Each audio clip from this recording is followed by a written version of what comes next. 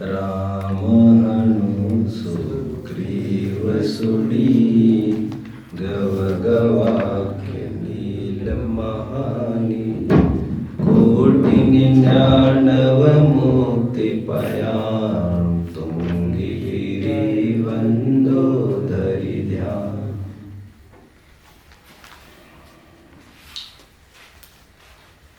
मोक्षार्थियों,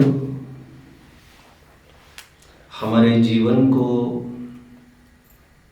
ऊंचाई तक ले जाने के लिए, हमारे जीवन के उद्धार में, हमारे जीवन के उत्थान में, to reach sublime heights, upliftment के लिए तीन प्रधान कारण हुआ करते हैं। जीव के विकास में तीन प्रधान कारण हैं। शास्त्रीय भाषा में इसे कहते हैं, सम्यक दर्शन में तीन प्रधान निमित्त है। एक ऐसे व्यक्ति का संग समागम हमारे जीवन में होना जो समय समय पर हमें ये बता सके कि क्या सही है और क्या गलत है। विवेक की पूरी एनालिसिस करके रख दे। हाँ, इससे नहीं डरे कि सामने वाले पर क्या बीत रही है, उसे क्या लगता है। वो डॉक्टर, यथार्थ डॉक्टर कभी नहीं हो सकता तो मरीज के आंखों के अश्रु पर जाए। उस डॉक्टर को केवल मरीज का रोग ही दिखाई देना चाहिए। प्रसंग पड़े तो वो ये कहे, 4-5 जनों को पकड़ो, इसके हाथ पैर, इस नासुर को निकलना जरूरी है। हमारे जीवन के उत्थान में जरूरी है ऐसे व्यक्ति का होना जो समय समय पर एक मार्गदर्शक, एक गाइड के रूप में हमारे साथ खड़ा रहे। प्रभावित किसी भी बात से न हो, हमारे रोने, हमारे अश्रुपात से कुछ भी उसको बरगला न पाए। वो केवल सत्य का ही निरूपण करे और हर दम। बच्चों,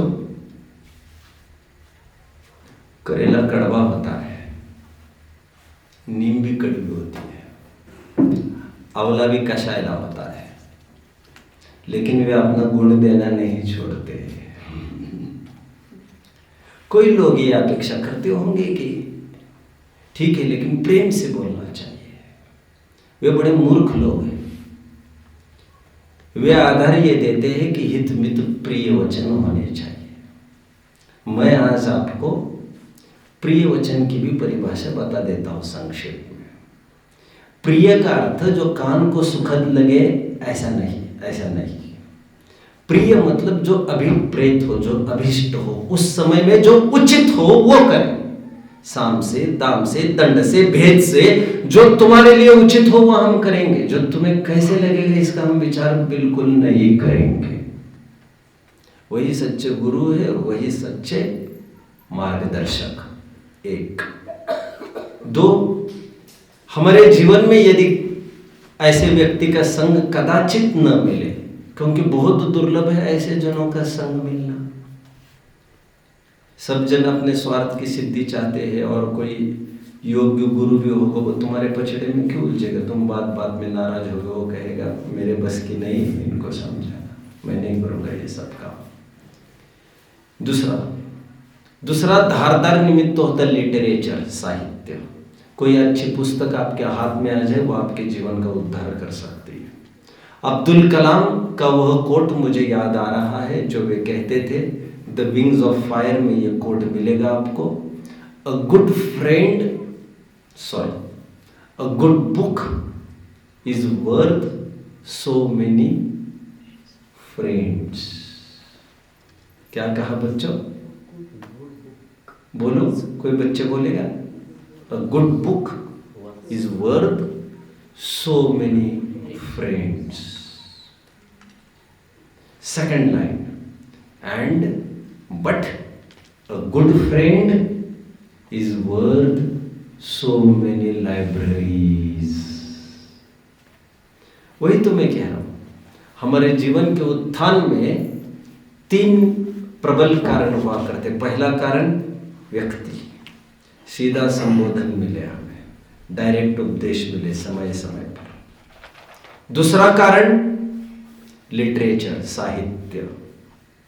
लेकिन लिटरेचर साहित्य की कमी ये है, जब हम जो पन्ना पलटेंगे तब वही तो शिक्षा मिलेगी। यदि हम बंद करके एक तरफ रख दे तब तो शिक्षा बंद। तीसरा प्रबल कारण होता है कोई प्रसंग, कोई हादसा एटसेट्रा। मैं पहले दो को अधिगमज कहता हूँ और तीसरे को मैं निसर्गज कहता हूँ। खैर मैं तो ये क्यों कहने लग गया, ये मुझे सहजता में याद आ गया बच्चों, ये लिटरेचर भी बहुत ज़बरदस्त चीज़ है। हर जन को योग्य गुरु का होना अपने जीवन में सुलभ सुकर नहीं हुआ करता, लेकिन किसी के हाथ में लिटरेचर आ जाए योग्य। पंचतंत्र की कहानी कितने जन ने पढ़ी है बच्चों? देखी कितने जन ने पंचतंत्र की कहानियां? हमारे लाइब्रेरी में तो होगी बच्चों, है ना? बोलो ना धड़ाधड़ यार, तुम तो लाइब्रेरी है ना, इतनी देर से बोल रहे हो। दूसरों को मांगने पर कब दोगे? एक लाइब्रेरियन स्वयं पढ़ाकू होता है, वो तो पुस्तक मांगने पर ही देगा ये नहीं, वो तो पेज नंबर मांगने पर भी बोल देगा, वो होता है लाइब्रेरियन। एनीवे, पंचतंत्र आज से 2000 वर्ष पहले लिखा गया है बच्चों। विष्णु शर्मा ने लिखी हुई ये पुस्तक है। अमर शक्ति नाम के राजा के तीनों राजकुमार बिगड़ गए थे। रात दिन इसी उधेड़बुन में रहते थे कि क्या हो जिससे मेरे बच्चे सुधर जाए।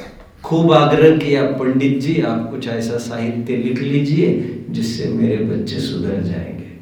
फिर पंचतंत्र की कहानियां लिखी गई, जो प्राणियों को उपदेश दिया जा रहा है और सुधरते मनुष्य है पढ़ पढ़ के उसे।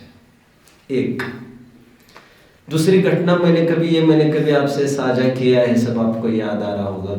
गांधी जी ने एक नाटक देखा सत्यवादी हरिश्चंद्र का। उस रात वे सो नहीं पाए बच्चों। नाटक तो एक बार देखा उन्होंने 3 घंटे का, लेकिन रात की निद्रा में वो नाटक उन्होंने 3-4 बार खेला। स्वयं हरिश्चंद्र बन कर, और उन्होंने सब कुछ दांव पर लगा दिया, लेकिन सत्य से समझौता नहीं किया। उस गांधी ने भारत को तैयार किया, स्वतंत्रता का आगाज हुआ। किसी के जीवन में कुछ न कुछ एक कारण बनता है जिससे उसका पूरा जीवन पलट कर रह जाता है।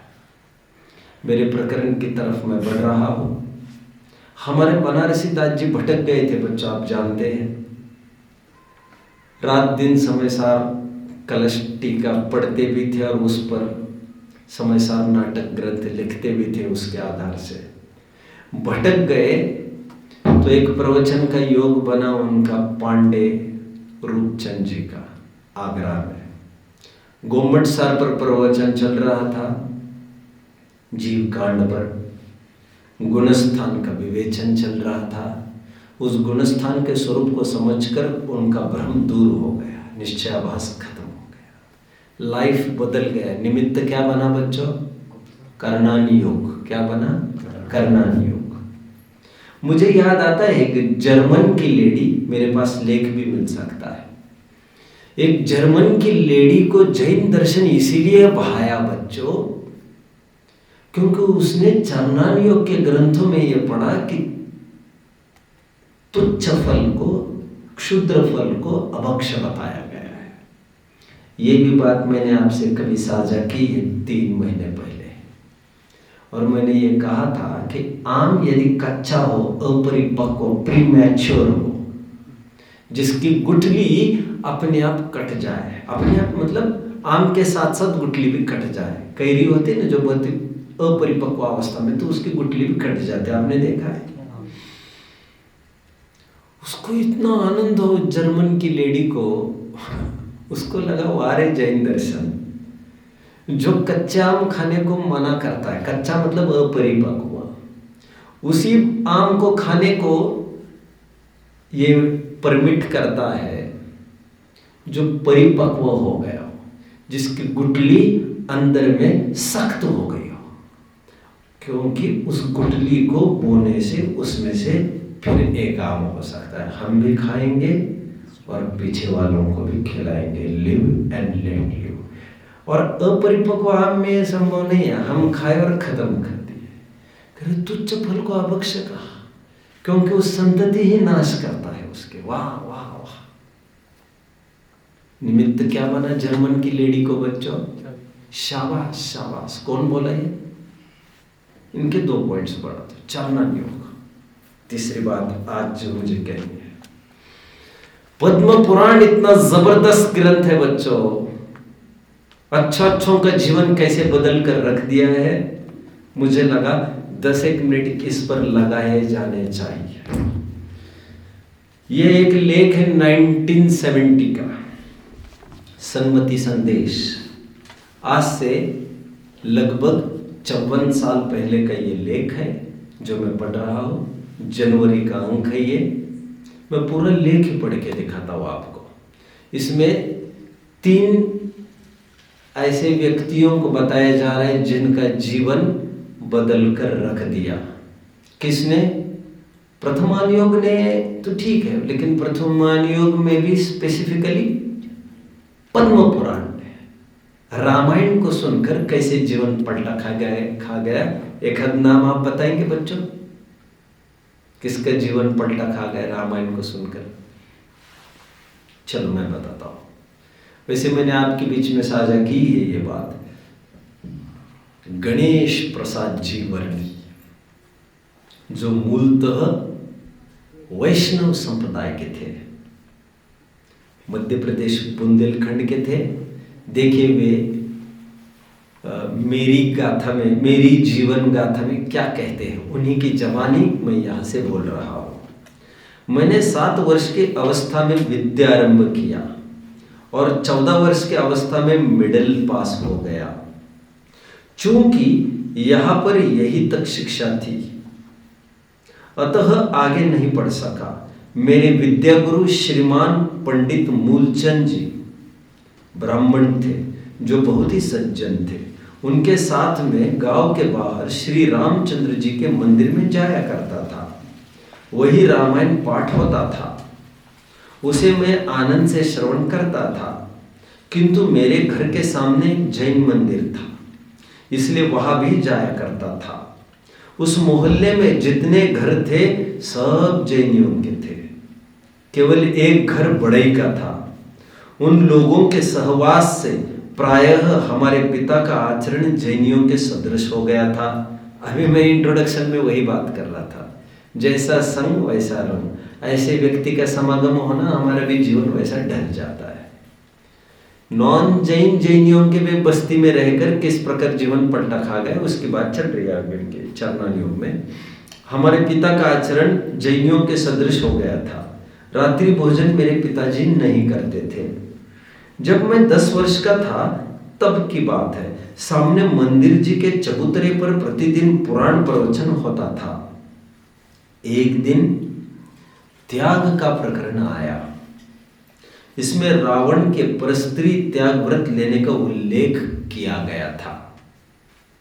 मैं भी प्रसंग आने पर मैं बोल दूंगा उसको आगे। आज मैं लेटर हाफ पार्ट में लेने वाला हूँ, एक नया प्रकरण चालू करने वाला हूँ, पहले इसको पढ़ लो। बहुत से भाइयों ने इसे सुनकर प्रतिज्ञा ले ली।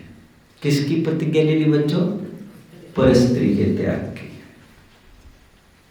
मैंने भी उसी दिन आजन्म रात्रि भोजन त्याग लिया था। इसी त्याग ने मुझे जैनी बनाया। एक दिन की बात है, मैं शाला के मंदिर में गया। दैव योग से उस दिन वहां प्रसाद में पेड़ा बांटे गए, मुझे भी मिलने लगे। तब मैंने कहा, मैंने तो रात्रि का भोजन त्याग दिया है।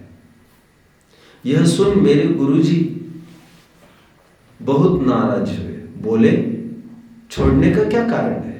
मैंने कहा, गुरु महाराज, मेरे घर के सामने जैनियों का मंदिर है, वहां पर पुराण प्रवचन होता है।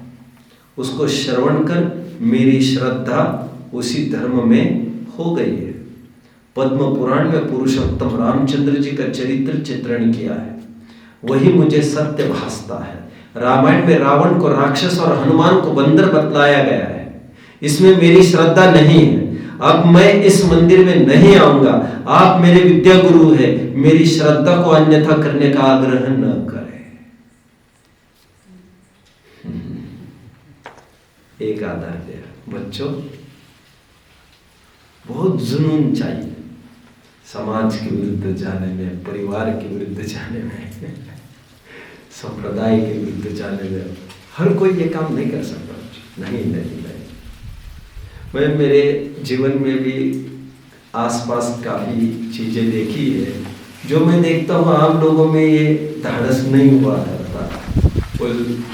मतलब पूरा दाव लगाकर एक तरफ सब बातें रखे और एक तरफ धर्म के मार्ग पर बढ़े। हाईली इम्पॉसिबल, नहीं देखने में आता है सब। एक आध दो शख्स है मेरे देखने में जो चाहे जो कुछ हो जाए, दुनिया यहाँ की वहां, हमें कोई लेना देना नहीं, ना संप्रदाय का ना समाज का। आत्मार्थे पृथ्वी त्यजत। हम तो शरीर भी तजने को तैयार है, पृथ्वी भी तजने को तैयार है, आत्मा की रक्षा के लिए चाहे जो कुछ। ठीक है। एक घटना, दूसरी घटना, ये किसकी थी घटना बच्चों? और ये बाद में कौन बने? क्षुल्लक बने। क्षुल्लक, उद्दिष्ट त्याग प्रतिमा अंगीकार करे। अब ये मत पूछ बैठना मुझे ये सच्चे थे कि झूठे थे। जैसा मैं पढ़ रहा हूं वैसा मैं आपको बता रहा हूं। आगे दूसरा, श्री पूज्य बाबा भागीरथ जी, नाम याद रखना बच्चों। दूसरी घटना, श्री पूज्य बाबा भागीरथ जी वर्णी, जो कि जैन समाज में एक आदर्श चरित्र, कर्मठ तपस्वी थे, जिन्होंने 40 वर्ष तक नमक और मीठे का त्याग कर दिया था। किसमें दम है बच्चों इतनी? आज हम शुद्धि शुद्धि शुद्धि शुद्धि के नाम पर, भक्ष भक्ष भक्ष के नाम पर उतनी ही आसक्ति रखते हैं भक्ष में जितने आम जन अभक्ष में आसक्ति रखता है। प्रयोजन तो ये था अभक्ष से हटकर धीरे धीरे भक्ष में भी अटैचमेंट छोड़ना। समझ में आता है बच्चों? ठीक है। 40 वर्ष तक नमक और मीठे का त्याग कर दिया था। उनकी उस अस्थि पंजर सी क्षीण काया में एक महान तपस्वी का जाज्वल्यमान आत्मा छिपा हुआ था। आपका जन्म मथुरा जिले के पंडापुर गांव में हुआ था। अल्पायु में ही माता पिता के स्वर्गवास हो जाने के कारण आप काम धंधा करने के लिए दिल्ली भाग आए थे।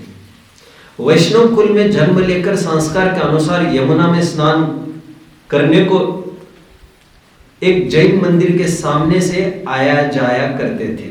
उस समय जैन मंदिर में पद्म पुराण की कथा से बड़ा प्रेम हो गया। आपने एक जैन सज्जन की मार्फत पद्म पुराण का अद्योपांत अध्ययन किया, जिससे आपको जिस धर्म से दुश्मनी थी उसमें आपको दृढ़ विश्वास हो गया। आप जैन ही नहीं बने किंतु जैन धर्म के एक आदर्श तपस्वी बन गए थे। धन्य। सेकंड, क्या नाम बोला दूसरा? बाबा भागीरथी जी। अभी पूज्य उज्जय तो ठीक है, वो तो उपाधि जोड़ी है। बाबा भागीरथी जी, बाबा भी उन्हें पदवी दी गई, बुजुर्गों को बाबा बोलते। तो भागीरथ जी वर्णी, इतना नाम बोलेंगे तो दैट विल डू। 3 बच्चों। तीसरा, मेरठ निवासी श्री ब्रह्मचारी जीवानंद जी भी जन्मजात वैष्णव धर्मी थे। आप निरंतर तुलसी रामायण का पाठ किया करते थे। तुलसी रामायण का पाठ मतलब रामचरितमानस, गोस्वामी तुलसीदास की। एक बार एक जैन विद्वान ने पद्म पुराण ला कर दिया और कहा कि इस पुराण में भी राम का चरित्र बड़ा सुंदरता से लिखा गया है। ब्रह्मचारी जी ने पद्म पुराण बड़ी दिलचस्पी से पढ़ा और पद्म पुराण के अनुसार वानर वंशी हनुमान और राक्षस वंशी रावण, कुंभकर्ण, इंद्रजीत आदि का वर्णन पढ़कर आपने कहा कि मुझे यह वर्णन भली भांति जचता है। बंदर कभी भी मनुष्यों की तरह आचरण नहीं कर सकते। राक्षस वंशी, कुंभकर्ण आदि का चरित्र तो आपको पद्म पुराण के अनुसार ही उचित प्रतीत हुआ। इसी से आपके जैन धर्म में श्रद्धा बढ़ गई थी और आप जैन ही नहीं बने बल्कि एक आदर्श त्यागी बनकर आपने जैन धर्म का प्रकांड पांडित्य प्राप्त किया था। कितनी घटना हुई बच्चों? ब्रह्मचारी जीवानंद जी, ये मेरठ के 3 घटनाएं मैंने आपको बताई। वैसे बाद में हमें टाइम मिले न मिले एक प्रसिद्ध घटना आती है रामायण की, उसे मैं आज सुना दूं बच्चों। लक्ष्मण जब वनवास के लिए निकले तो उनकी पत्नी वनमाला विह्वल हो गई। बोले आपके बिना कैसे चलेगा? वाजपेयी की याद आ गई मुझे। पाकिस्तान ने ये प्रपोजल भेजा, बात भेजी वाजपेयी जी को। वाजपेयी जी, कश्मीर के बिना पाकिस्तान अधूरा है। वाजपेयी जी ने क्या उत्तर दिया होगा? पाकिस्तानी प्राइम मिनिस्टर को उत्तर दिया, पाकिस्तान के बिना भारत अधूरा है। क्या विचार है? खैर, मैं कहाँ तक आया था? लक्ष्मण। मैं और कुछ कह रहा था, महत्वपूर्ण बात। लक्ष्मण जब वनवास के लिए निकल रहे थे तो पत्नी ने यह कहा, आपके बिना मैं अधूरी हूं जी। लक्ष्मण ने कहा, और मेरे भैया के बिना मैं, तो क्या हो सकता है, मैं तो जाऊंगा। बोले तो फिर लौट कर तो आओगे? हाँ आऊंगा, जल्द से जल्द वनवास का काल होते मैं लौट कर आऊंगा। प्रमाण क्या? पूछा। मेरे पास सब छंद वगैरह है, श्लोक मैंने कभी पढ़ के भी दिखाया होगा आपको। रात्रि भोजन त्याग का प्रकरण आपके बीच में 3 घंटे मैंने लिया है, याद आया आपको? 10 लक्षण में चारनान योग के मैंने 11, 12, 15 पीरियड्स लिए थे, उसमें मैंने ये लिया था प्रारंभ, बाजर वस्तु के ठीक बाद। यह तो इसलिए मैं समझता हूं बच्चों, सख्ती से इसका पालन होना ही चाहिए। मैंने पानी छानने का कभी आपके बीच में जिक्र किया? उतनी कड़काई से कभी नहीं किया आज तक। जब करूंगा मैं उसको छोड़ूंगा नहीं, जब करूंगा तो 1-2 घंटे मुझे लगते हैं, फैलने को मुझे टाइम लगता है। तरह की लॉजिक से बात रखूंगा, लेकिन मैं सबसे पहले जरूरी समझता हूं बाजार वस्तुओं का त्याग 1, 2 रात्रि भोजन त्याग। क्यों अनछने का? अनछने पानी के में झमेले हैं। झमेले क्या है? आदमी को छन्ना लगाओ, दोहरा करो, वो मोटा छन्ना लाओ, फिर बिलछाने डालो, कुआ ढूंढो, बाल्टी ढूंढो, उसमें कुछ चाहिए। समर्पण के अलावा भी शरीर में ताकत चाहिए, सब चाहिए, लेकिन रात्रि भोजन त्याग के लिए कुछ नहीं चाहिए आपको। कुछ लोग आग्रह करते हैं, अभी अभी किसी की बात आ रही थी, बहुत बड़े बड़े विद्वान प्रवचन में ऐसा बोल जाते, बोलते हैं कहाँ कुआ है, कहाँ क्या है, क्यों दावा करते हो छने पानी का? क्यों चारित्र को पहले होने की बात रखते हो? सम्यक दर्शन के बाद अपने आप सब हो जाएगा। और एक जन भी छने पानी का प्रयोग नहीं करता है भारतवर्ष में, मत अहंकार करो, ऐसा जोर जोर से बोलते हैं वे लोग। और ये कह कहकर बरगलाते हैं जैन समाज को। वे भूल जाते हैं कि यही वे जिनसेन आचार्य थे,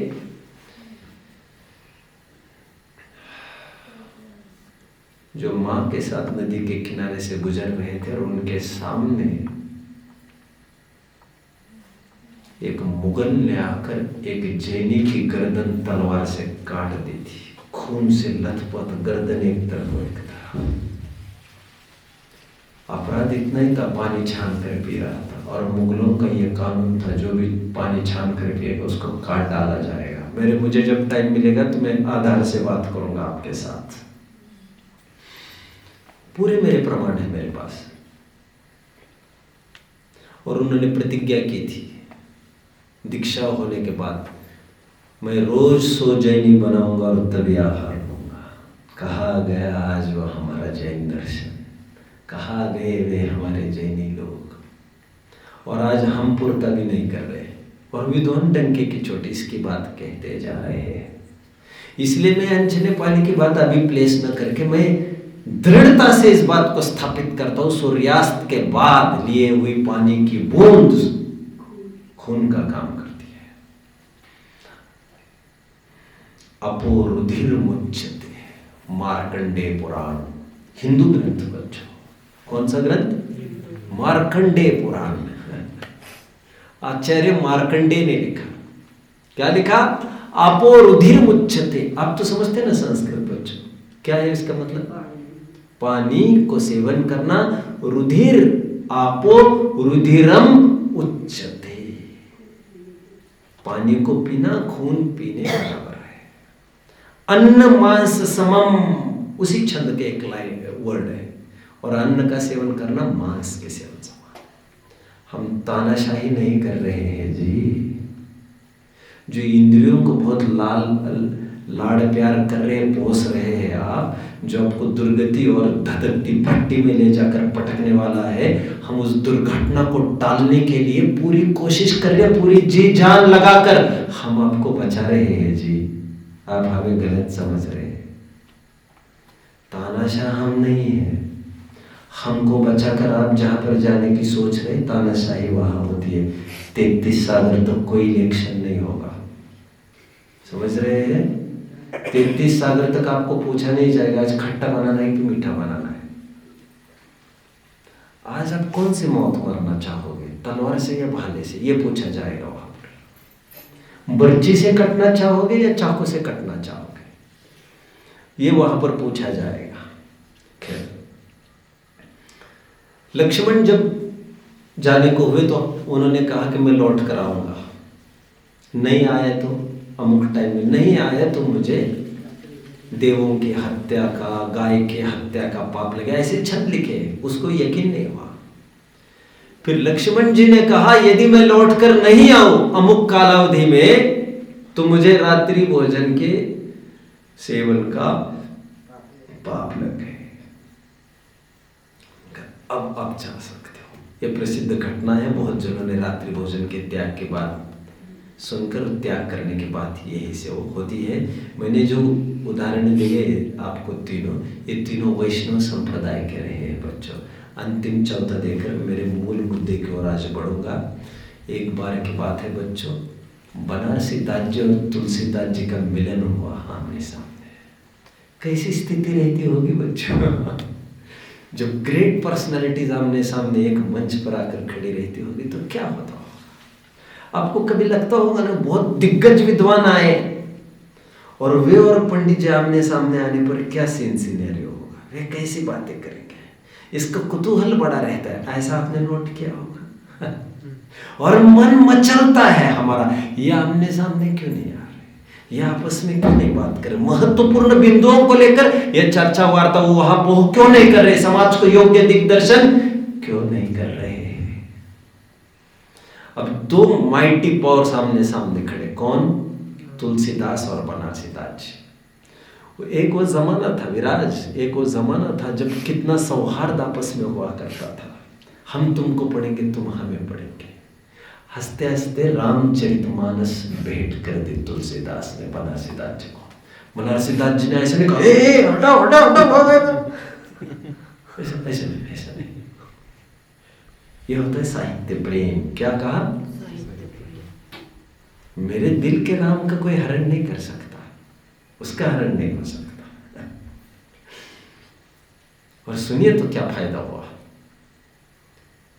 उन्होंने भेंट की रामचरितमानस, बनारसी दास जी ने ले ली। बनारसी दास जी एक अद्भुत कवि थे, अद्भुत। उन्होंने पलट कर खड़े खड़े वहां पर एक आध्यात्मिक रामायण धड़ाधड़ लिखी। विराजे रामायण घट माही। मेरा गली नहीं है, गला नहीं है, गली नहीं है, कुछ नहीं है, मुझे आप नहीं, आप बोल सकते हो इसको, इसको गवाओ बच्चों से, लगाओ जोर। थोड़ा कठिन तो है, मैं नहीं समझता आप गा सकेंगे। देखो तो लगाओ जोर, बच्चों को तैयार करो मेरे यार, उनको भक्ति भजनों में तैयार करो और उनको इतना बांटो, इतना इनाम बांटो, उनको याद करो अच्छे से। और सुनो बच्चों, यदि आप जैन धर्म अनुसार पालन करेंगे तो आपका मेरा संबंध जीवन भर का बना रहेगा। अब यकीन मानना, आपको जीवन में इतनी सी भी खरोच नहीं आएगी प्रतिकूलता की, यह आपको मैं आश्वासन दे रहा हूं। समझ रहे हैं?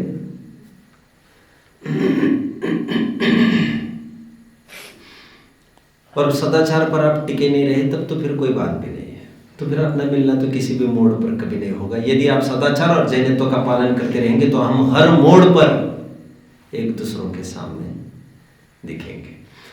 देखो ये आदित्य भैया है,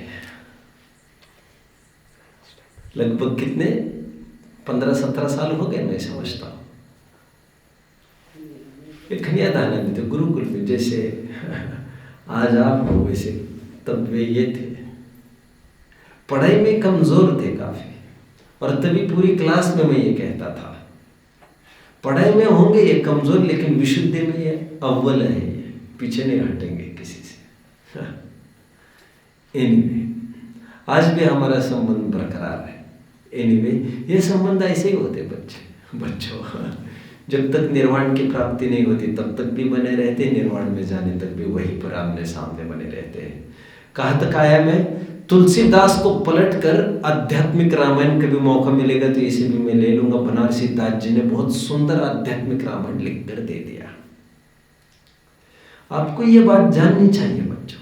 अच्छा, उन्होंने भी ले लिया इसको, ले ही नहीं लिया। अब जानते हो, रामचरितमानस कवि स्वयंभू द्वारा रचित अपभ्रंश पौमचरियु के आधार से लिखा गया था। नहीं जानते आप लोग ये सब बातें। भांडारकर पुणे ग्रंथालय में से एक प्रति उपलब्ध हुई है, और रामायण पुस्तक के नाम रामायण भी स्वयंभू ने दिया है। नाम क्या नाम दिया है? रामायण। एंड रामचरित्र मूल शब्द तुलसीदास ने स्वयंभू का ही उठाया है वहां से, और रामचरित शब्द डाल दिया है। इतना ही नहीं, अंत में क्या लिखते हैं स्वयंभू कवि? क्वचित अन्यतोपि। किस किस का आधार लेकर मैंने ग्रंथ बनाया है? तो कहते हैं मैं इसके अलावा भी जो अन्य परंपरा के हैं उनके भी आधार से मैंने ग्रंथ लिखा है। क्वचित अन्यतोपि, एक प्रसिद्ध लाइन मैं पढ़ के दिखाऊंगा। इतना पढ़ नहीं पाएंगे ऐसा लग रहा है जीवन में, क्योंकि एक जगह आपको मिलेगा, जरूरी नहीं है। एक पर्टिकुलर लाइन्स उनकी पढ़ के दिखाता हूं जो उन्होंने समापन में उपसंहार में लिखे। किसने बच्चों? रामचरितमानस के उपसंहार में तुलसीदास जी क्या लिखते हैं वो मैं आपके पढ़ के दिखाता हूं। जैसे दौलत राम जी लिखते हैं ना छेड़ाला के अंत में, लखी बुद्धजन की भाख। बुद्धजन की छेड़ाला को देखकर, उनकी भाषा को देखकर मैंने छेड़ाला लिखी। ऐसे यहां पर स्वयंभू कवि को उन्होंने याद किया है। ये स्वयंभू कवि जैन परंपरा के रहे बच्चों। देखो उनकी पंक्ति को मैं पढ़ के दिखाता हूं यहां पर। यत् पूर्व प्रभुना कृतम सुकविनाम श्री शंभुना दुर्गम। इसका अर्थ ये है, समर्थ सुकवि शंभु ने रात दिन राम के चरण कमलों की भक्ति को पाने के लिए जो दुर्गम रामायण रचा था, उसके आधार से मैं ये लिख रहा हूं। अभी तक का मेरा जितना प्रकरण चला बच्चों, मैंने आपको ये कहने की कोशिश की है विगत आधे घंटे में, पद्म पुराण का कैसा इंपैक्ट कितने जनों पर रहा है, उसने कितना इन्फ्लुएंस किया है। इसके बाद एक महत्वपूर्ण प्रकरण की ओर मैं बढ़ता हूं। शायद आज का और कल का सेशन मैं लूंगा। इसमें लगभग 8-10 पात्रों का परिचय मैं देना चाहूंगा। आज सबसे पहले मैं एक महत्वपूर्ण पात्र उठाता हूं रामायण का, एंड दैट इज रावण। आपको पता होना चाहिए बच्चों, जो फेम आज पद्म पुराण को मिला है, जो प्रसिद्धि आज पद्म पुराण को मिली है, और जैनेतर सभी साहित्यिकों ने सराहा है जैनियों के रामायण को, वो एक खासियत को लेकर। वो क्या खासियत है जानते हो आप? जैनेतरों के ग्रंथों में, स्पेशली वाल्मीकि के ग्रंथ में, रावण को मुनि निंदक, मुनि विरोधी कहा गया है। दिखा मुनि, काट डालो इसको, भून दो इसको, पेल दो इसको, आदि आदि सब इस रूप में, विलन के रूप में उसे प्रदर्शित किया गया है। जैन का रावण बड़ा मृदु परंपरा में दिखाया गया है, एंड उससे इतना जबरदस्त हो गया है रामायण, एक नई दृष्टि से देखने का नजरिया हमें प्रदान किया गया है। यह सब विमल सूरी की आर्ट कला है। जैन पुराण के हिसाब से रावण मुनि का भक्त था। कैसे था वो थोड़ी देर में पता चलेगा। एक दो, जैन पुराणों में आया हुआ रावण ने कितने ही जैन मंदिरों की स्थापना की थी अपने मंदोदरी की मांग के अनुसार, उसे खुश करने के लिए।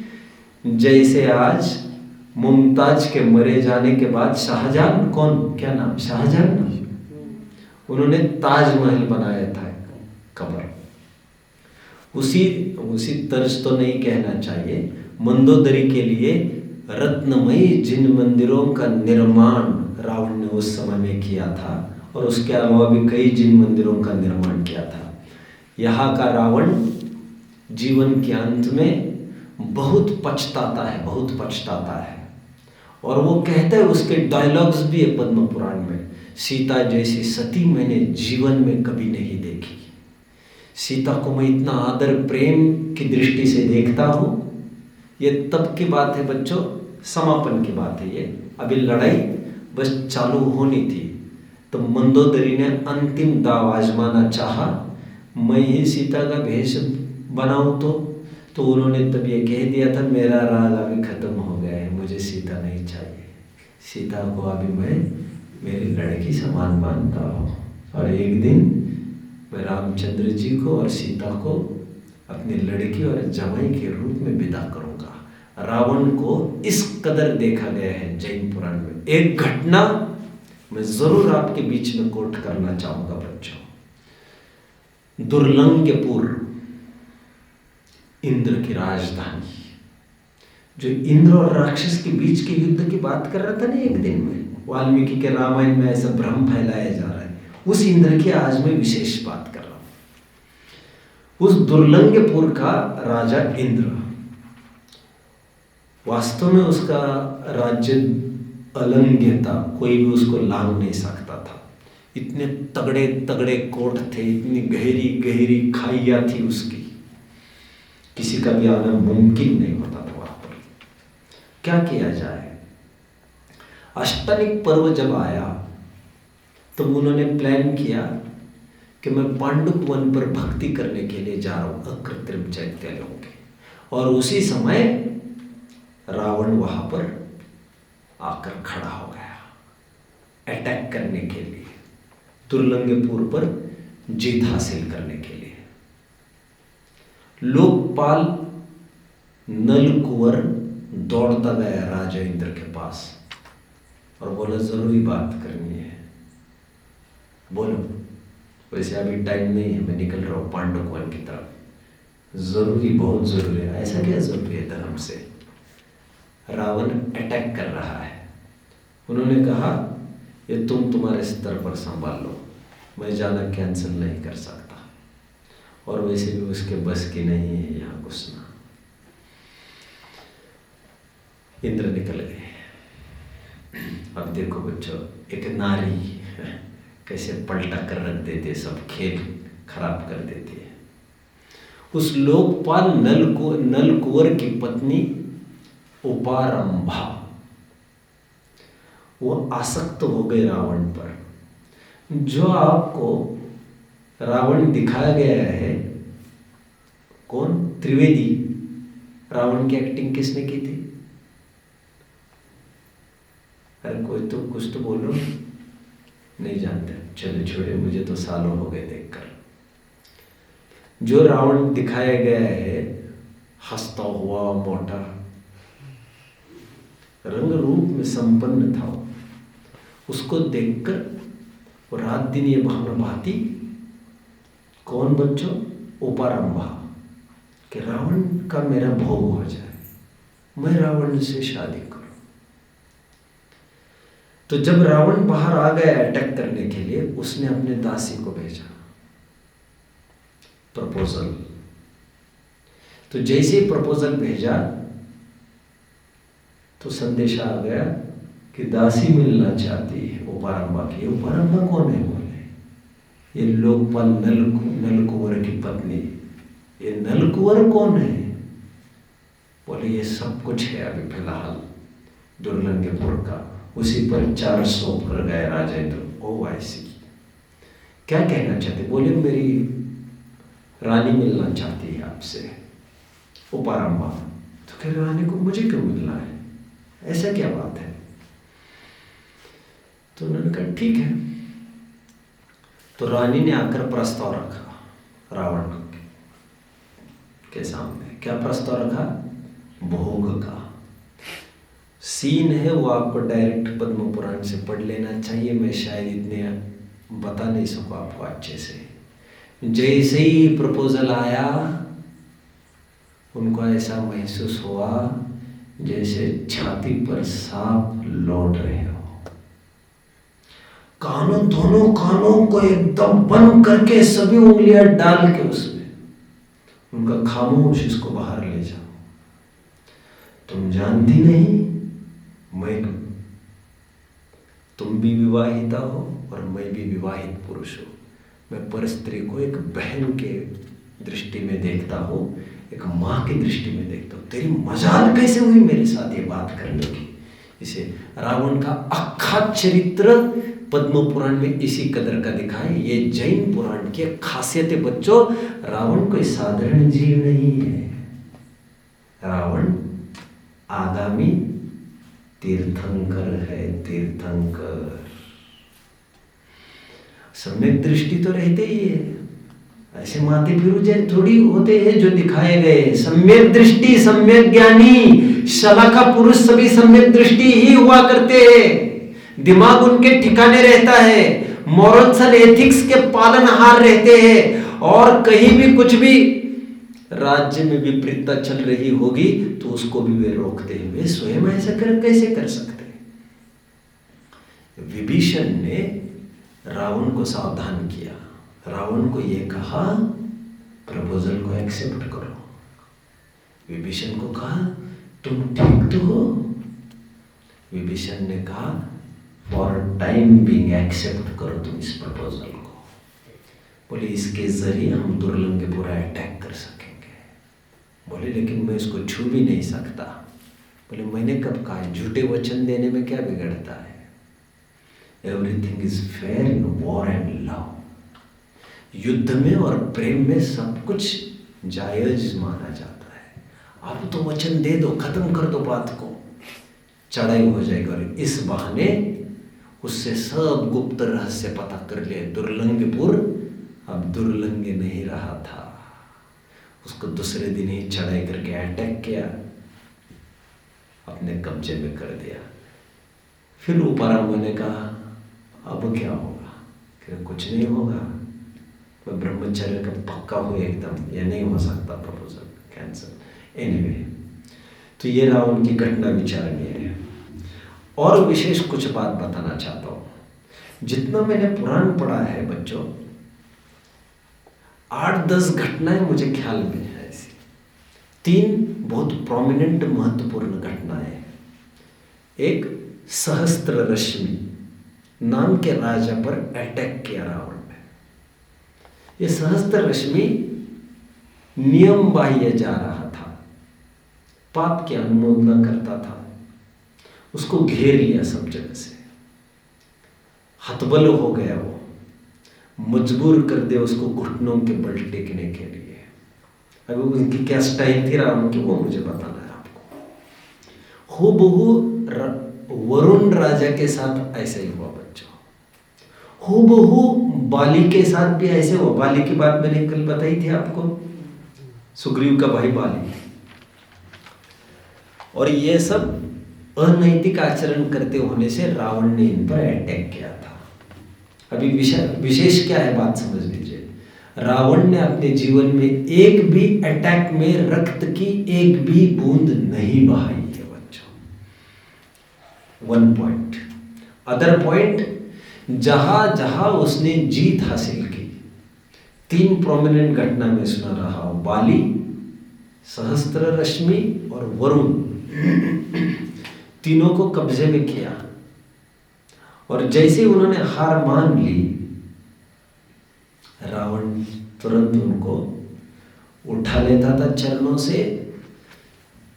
जितनी भी लड़ाइयां करके जीती है रावण ने अपने जीवन में, शत्रुओं के अधीनस्थ होते ही तुरंत वो उनको उठाकर छाती से लगा लेता था।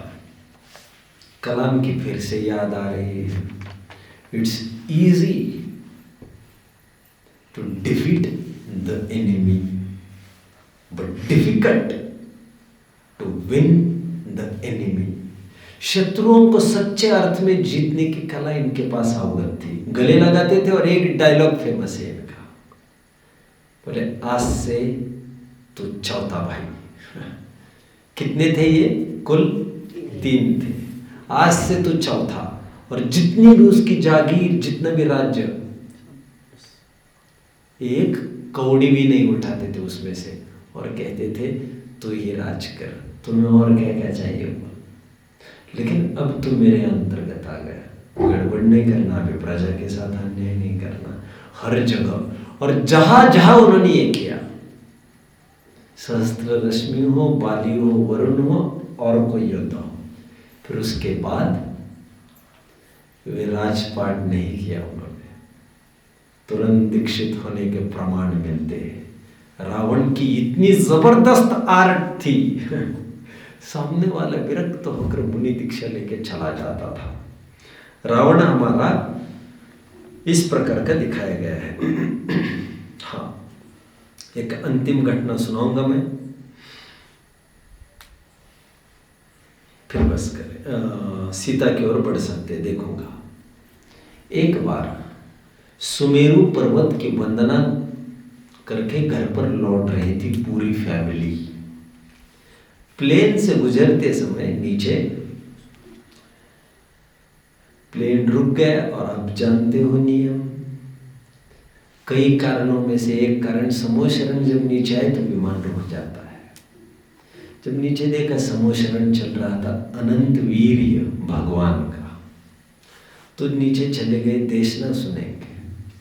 उसके इंटरवल में गणधर के सामने बैठ गए, मुनिराज के सामने बैठ गए। तो सबने कहा, मुनिराज ने सबसे ऑफर किया, सभी जन व्रत ले लो, कुछ ले लो नियम। धड़ाधड़ विभीषण ने ले लिया अनुव्रत, कुंभकर्ण ने फटाफट ले लिए, फैमिली मेंबर्स इंद्रजीत, मेघदूत सब ने ले लिया।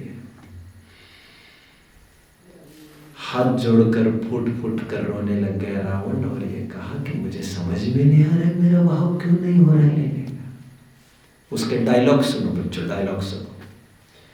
वैसे मुनिराज को आहार दिए बिना तो मैं कभी भी भोजन नहीं करता, वैसे ही मैंने आज तक शुद्ध भोजन ही किया है, वैसे ही मैं अभक्ष्य भक्षण नहीं करता। रात्रि में आज तक मैंने एक बूंद और एक कौर का भी सेवन नहीं किया है। ये सब होने पर भी मुझे समझ में नहीं आता, मुझे व्रत लेने का भाव क्यों नहीं हो रहा है। मुनिराज ने जाना उसकी आगामी गति, और उसे कहा कि नहीं हो सकता तुमसे व्रत। क्यों, क्या बात है? मैं कोशिश करूंगा, कोशिश कर लेना, लेकिन नहीं हो सकेगा, क्योंकि जिसकी नरक आयु बंदी हुई होती है उसे व्रत नियम तब लेने का भाव नहीं होता। रावण का जीवन इस कदर का था। दूसरे पात्र की ओर मैं बढ़ता हूं बच्चों। दूसरा जबरदस्त पात्र है रामायण का, मैं सीता की ओर बढ़ता हूं बच्चों। कल मैं कहते कहते कुछ रह गया, आज मैं कहूंगा। वैसे मेरे पास 10 मिनट है, चलेगा ना बच्चों? कोई दिक्कत? ठीक है। मुझे बेहद खुशी हुई आज इस बात की बच्चों, कि 10वीं वालों की कल बोर्ड के एग्जाम है ना, और फिर भी आप सभा का हिस्सा बने, ये मेरे लिए बहुत आनंद की बात है। अब कुछ लोग ये सोचते, कोई तो बच्चे, इनको तो कुछ समझ में नहीं आता। मैं कभी ये फिजूल बात कभी नहीं सोचता, और ये सोचने की इजाजत मुझे है भी नहीं, और मुझे लेना देना भी नहीं। मेरा काम, मेरा योगदान देना है। मैं मेरी सफलता और मेरी मेहनत पर ही फोकस करता हूँ। ये मेरी सफलता और मेरे सुख का एक रहस्य है। मेरा सुख दूसरों पर अधीन नहीं है। हाँ, एक जन भी चलेगा मेरे सामने, और वो जागृत चाहिए, इतना तो चाहिए। जागृत चाहिए, जागृत। और आपको बहुत समझ में आया और आप मुझे कह पाए, ऐसे मैं बिल्कुल उम्मीद नहीं करता।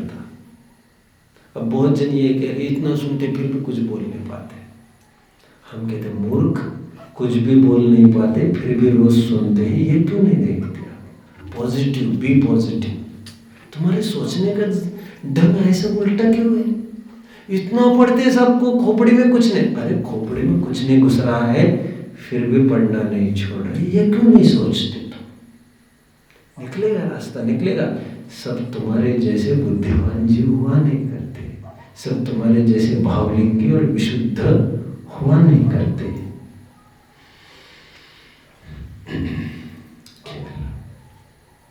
सीता का रोल, सीता भी एक जबरदस्त रोल है। वनवास किसे हुआ था बच्चों? राम को। सीता की बाध्यता तो नहीं थी जाने की, बट जब फेरे पड़े थे तभी प्रतिज्ञा ली थी, together always, no matter what happens, साथ रहेंगे चाहे जो कुछ हो, जो हमारे भारतीय संस्कृति का एक महत्वपूर्ण हिस्सा है।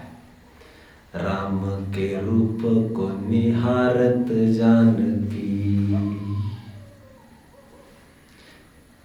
शादी में मंत्र पढ़े जा रहे शादी के। सीता इतनी लट्टू है, इतनी खुश है, इतनी खुश है, ओ मेरा तो लाइफ बन गया सोच रही है, मेरा टाइम आ गया सोच रही है। चरम शरीर तद्भव मोक्षगामी, ऐसे जीव के साथ, धर्मात्मा जीव के साथ मेरा मिलन हो रहा है। घूंघट की प्रथा बच्चों पहले समझ रहे हो? अब वो राम को देखना चाहते हैं निरंतर। कैसे देखे? मैंने आपको कहा था एक बार, हाथ में चूड़ियां पहनी है और उस सोने की चूड़ियों में रत्न भी है कुछ, उस रत्न में झलक दिखाई दे रहे रामचंद्र जी। राम के रूप को निहारत जानकी, कंगन के नग की परछाई, याते सब भूल रही। क्या है? नैन टेक रही कर टारत नाही। क्या है वो? कर टेक रही। क्या कहना चाह रहे? वो पंडित को बार बार ये कहना पड़ रहा है, आहुति दे दो, आहुति दे दो।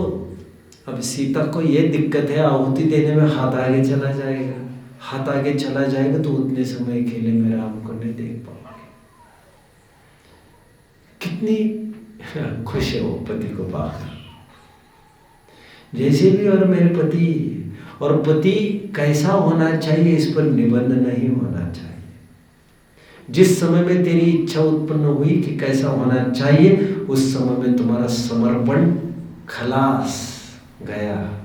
कैसा होना चाहिए ये प्रश्न ही गलत है, प्रश्न ही गलत है। इसमें समर्पण कहाँ आएगा? तुम तो लिस्ट लेके बैठे, जैसे भी है मेरे अपने,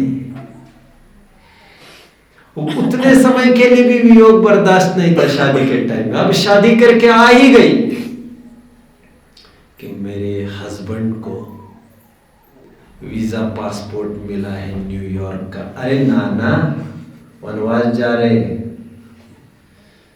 और उसने कहा जो समझ आपकी सो ही समझ हमारी, आपकी अनुकूलता हमारी अनुकूलता, आपकी प्रतिकूलता हमारी प्रतिकूलता। का मैं नाम किसी को नहीं ले रहा हूं, लेकिन मैं समाज को नजदीक से देख रहा हूं, मुझे बड़ा खराब चित्र दिखाई दे रहा है।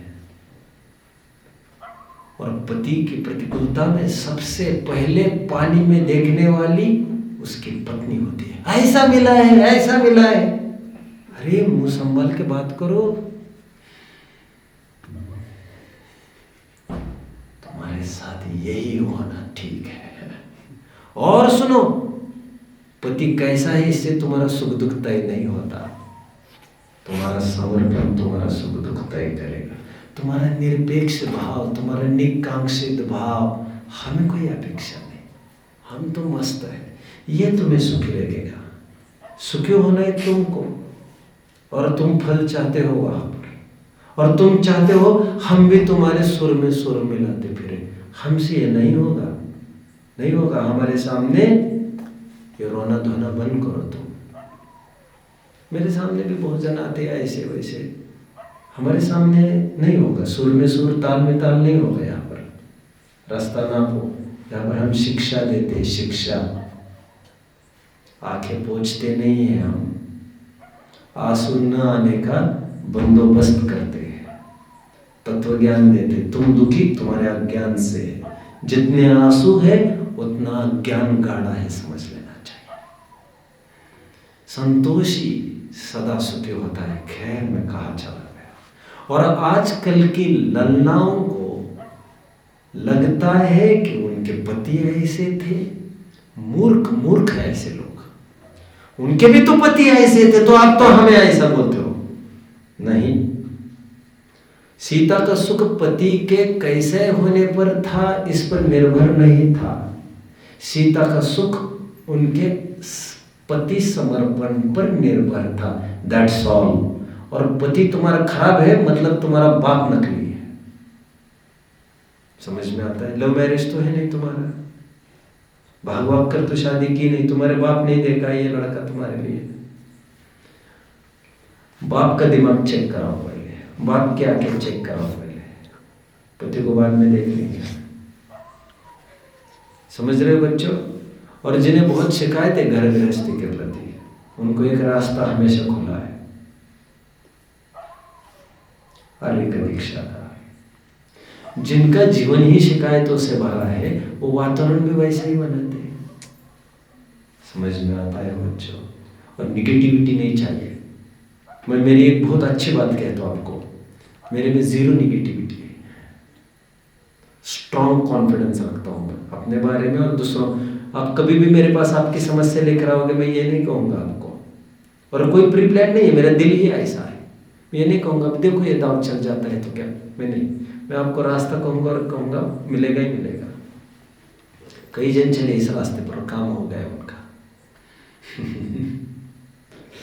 ठीक है, निगेटिविटी नहीं, शिकायतें नहीं, डोंट कंप्लेन, डोंट ग्रम्बल। जो शिकायतें करता है उनके प्रति तरस ही खाया जा सकता है, करुणा ही की जा सकती है। और करुणा वे अपेक्षित रखते हैं जो कमजोर हो। हमारे प्रति करुणा नहीं चाहिए हमें, हम कोई कमजोर नहीं है। सीता का प्रसंग बना बच्चों, सीता वनवास चली गई,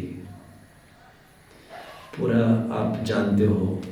इतना सब होने के बावजूद भी रावण को पट्टरानी का प्रलोभन भी, पट्टरानी के पद का प्रलोभन भी उसके सतीत्व को डिगा नहीं पाया।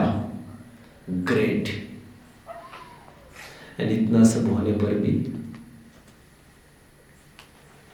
सीता को लोक अपवाद के कारण, सुनो सुना भी ध्यान से, यहां पर कहानी में ट्विस्ट है थोड़ा।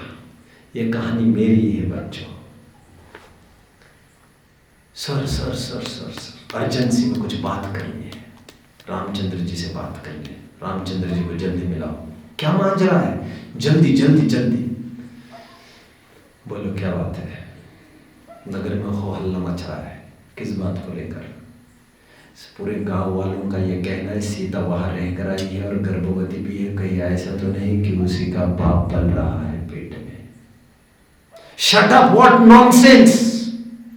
रामचंद्र जी बोल रहे थे, जितने में सीता ने सुन लिया ये सब। मेरे कारण आग लगी है, दम से बाहर आकर खड़ी हुई। क्यों जी, क्या मांझरा है? अरे कुछ नहीं, इन मूर्खों के मुंह कौन लगे, अभी निपट कर आता हूं इनको। अरे नहीं नहीं, ये सब मत करो, अभी यही एक उचित रास्ता निकलता है। क्या कहना चाह रही हो तुम मुझे? मैं निकल कर चली जाते हो। तुम क्या बात कर रही हो? ये हो नहीं सकता। याद आ रहा है आपको? आपने भी यही रास्ता अपनाया था 14 वर्ष पूर्व। आपने भी यही कहा था पिताजी को, आपने भी यही कहा था माता कौशल्या को, मैं निकलता हूँ बाहर, फिर यहाँ का सब ठीक ठाक हो जाएगा। जो समझ आपकी सोई समझ हमारी। मेरे को लेकर विवाद हो रहा है, मैं निकलती हूँ यहाँ से। राम का डिसीजन नहीं था मेरे रामायण में। कितने जन मुझे फॉलो कर रहे हैं? श्रुत सागर स्वयं ने तैयारी दिखाई थी कि मैं वहां पर जाकर बैठूंगा। अकंपन ने नहीं कहा था उन्हें। कितने जन समझ रहे हैं? ये एक बड़ी थी, हमने कहा था, याद आ रहा है आपको?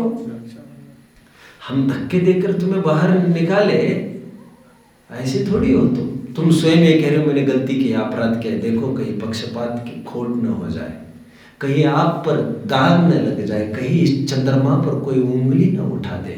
आप राजा हो हजारों लाखों के, पति तो आप मेरे हो। आपको उनकी नजर में अच्छा रहना जितना जरूरी है उतना जरूरी अपने दोनों का क्या है। मुझे निकलने दो, दूसरा रास्ता निकलता नहीं है, मुझे जाने दो अभी। नहीं सीते, मैं तुम्हें नहीं छोड़ सकता। मैंने डिसाइड कर लिया, मैं जा रही हूँ और रास्ते निकल आएंगे, हो जाएगा कुछ। और इस प्रकार कृतांत होकर को लेकर वो चली गई। कृतांत होकर भी वहां पर रो रहा है, मुझे आपको छोड़ना पड़ा यहाँ पर इस भयानक जंगल में, इस 8वीं में। अब राजमहल में रहने वाली जनक की पुत्री, दशरथ की बहू, राम की पत्नी, एक नारायण, एक बलभद्र, सब एक्स्ट्राऑर्डिनरी पर्सनालिटीज, और अब ये जंगल में रही हो, क्या होगा? कुछ नहीं होगा। राम तो बड़े विह्वल हो रहे हैं, मत छोड़ो उनको। राम को बोलो। और राम ने ठीक नहीं किया, राम आपको थोड़ा रोक लेते जबरदस्ती से, आग्रह से। नहीं, राम पति ही नहीं है, राम राजा भी है। राजा पहले है, राम राज्य। इसी को कहते राम राज्य। राज्य के आगे कुछ नहीं। हमारी दृष्टि में सब बराबर, यहाँ पर कोई पक्षपात नहीं। जिस दिन लोगों को पता चलेगा पत्नी को भी नहीं बख्शा, किसी को भी नहीं बख्शा, और पत्नी, लेकिन रामचंद्र जी जानते हैं पत्नी निर्दोष है। कहते ये आप जानते हो निर्दोष है, लेकिन हम किन किन को क्या क्या समझाएंगे। आग लगी है, उसका बुझना अभी जरूरी है। इतना टाइम नहीं है हमारे पास कि हम कटघरे में खड़े रहकर हम अपनी सफाई देते रहे। अभी तत्काल निकाल दीजिए और आवाज को पहले बंद कर दीजिए। इसलिए सीता ने सफाई में भी टाइम न देकर पहले बात आई गई कर दी, और फिर इशारा सीता ने ही किया अभी अग्नि परीक्षा हो सकती है, और अग्नि परीक्षा देकर, तब अग्नि परीक्षा का सिचुएशन नहीं था, और सीता ने ही स्वयं अग्नि परीक्षा के टाइम में भी उसका स्वयं का ही डिसीजन रहा, क्योंकि जनता के मन में कहीं अभी भी ये नहीं पल रहा हो कि सीता तो ऐसी थी, तो बात सीता की नहीं है। उन्होंने उनको सतीत्व पर प्रश्न चिन्ह हो उठेगा, तो एक बार ये भी हो जाए दाव अग्नि परीक्षा का, ये भी हो गया। और देवों ने आकर सत्कार किया और उससे उनकी शील सिद्ध हो गया। क्या कहती है देखिए सीता। मैं 2-5 मिनट और ले सकता हूँ, 2-3 मिनट। मनसि वचसि काये जागरे स्वप्न मार्गे, यदि मम पति भावो राघवादन्य पुंसी। क्या कह रही है, समझ में आ रहा है बच्चों? अग्नि के सामने खड़े रहकर वे कह रही है, हे या अग्नि, मैंने स्वप्न में भी राम के अलावा किसी पर पुरुष को अपनत्व के रूप दृष्टि से देखा हो, तो हे अग्नि मुझे भस्म कर देना निर्दयता से। देखो, मनसि वचसि काये जागरे स्वप्न मार्गे, यदि मम पति भावो राघवादन्य पुंसी। राघवादन्य पुंसी, राघव के अलावा अन्य पुरुष के साथ, तदिह दह शरीरम पावके मामकीनम सुकृत विकृत नीते देव साक्षी त्वमेव। हे देव, आपके साक्षी में मैं ये चैलेंज करती हूं, मैंने ये किया होगा, ये अग्नि मुझे अभी भस्म करे। और प्रवेश कर गई। राज्य की रक्षा के लिए हमारे राजपुताने में ऐसी भी कहानियां हैं बच्चों कि जब राजपूत डिगने लग गए पत्नी के आकर्षण में, तो पत्नियों ने अपनी गर्दनें छाट छाट कर राजपूत को भेज दिया और कहा, एक पत्नी में लट्टू मत होइए, राज्य संभालिए, आप राजा हो राजा, कोई पति नहीं हो, जोरू के गुलाम नहीं हो। उसी तर्ज पर सीता ये कह रही है, सीता को जाने का गम ना करो, आप तो राज्य करो बस, हम हमारा देख लेंगे। अपवाद मेरे बारे में हो रहा है, पाप कर्म का उदय मेरा निजी है, आप मत घुसो इसमें। जो पौरुष आपने दिखाया था कुछ साल पहले, 14 साल पहले, डेयरिंग से बाहर निकलकर आपके डिसीजन से, वो आज मुझे करने दीजिए।